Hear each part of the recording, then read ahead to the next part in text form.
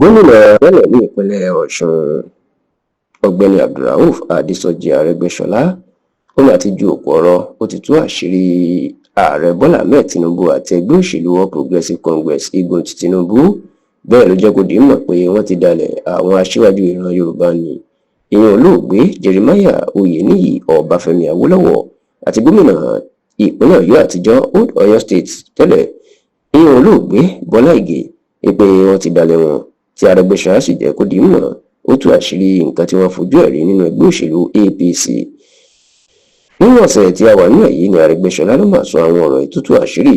lásìkò tí ó lọ pàdé àwọn ọmọ ẹgbẹ́ òṣèlú African Democratic Congress ADC tó ṣẹ̀ṣẹ̀ darapọ̀ mọ́ ní ìlú Ìlá Ìfẹ́dàyà àti Bolúwadúró ní ìpínlẹ̀ Ọ̀ṣun. Ìní Arẹ́gbẹ́ṣọlá ló máa ti bẹ̀rẹ̀ sí ní máa ju òkú ọ̀rọ̀ tó sì ń tú àṣírí ńlá ó jẹ́ kó di mọ̀ wípé gbàrà tóun ti kúrò níjọba àti Gbóyèga Oyètọ́lá ìyẹn gómìnà náà ní ìpínlẹ̀ Ọ̀ṣun tó ti gba ìjọba náà ti bẹ̀rẹ̀ sí ní yọ owó kúrò nínú ìjọba ó ní gbogbo àwọn tó jẹ́ olólùfẹ́ àti alátìlẹ́yìn òun nínú ẹgbẹ́ òṣèlú APC ìní wọ́n kọ́kọ́ yọ kúrò nínú ẹgbẹ́ bẹ́ẹ̀ ló ní wọ́n fi òun nìkan sílẹ̀ kó tó wá dínú oṣù kìíní ọdún tá a wà yìí January 2025 ìní wọ́n ṣẹ̀ wá kéde pé kóun tóun kúkú jẹ́ ọ̀gá wọn kóun kúrò nínú ẹgbẹ́ òṣèlú APC.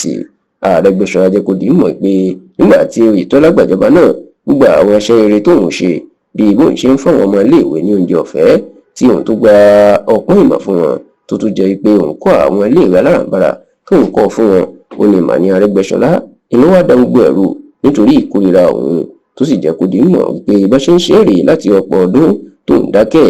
Arẹ́gbẹ́ṣọlá wá tú àṣírí pé àwọn ẹgbẹ́ òṣèlú APC ti Tinubu tí wọ́n láwọn ń ṣe lásìkò yìí tó sì láwọn ń ṣe òṣèlú onítẹ̀síwájú ìyẹn progressive politics èyí táwọn bá lọ bàbá Awólọ́wọ̀ ó ní ṣe bí Awólọ́wọ̀ tó bá jí dìde lónìí tó padà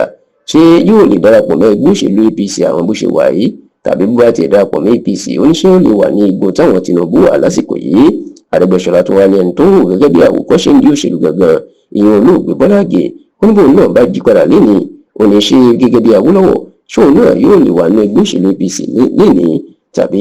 yóò lè wà ní igun táwọn Tinubu wà nínú ẹgbẹ́ òṣèlú APC. Arẹ́gbẹ́ṣọlá ní fún ìdí èyí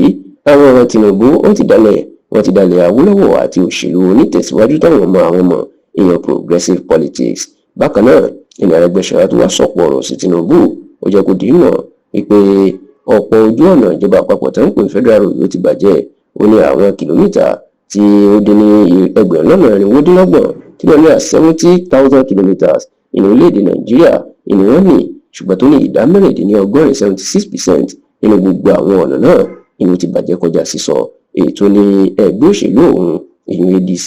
yóò wá ṣàtúnṣe sí bí ìjọba àwọn aráàlú ọba lè dìbò fún àwọn.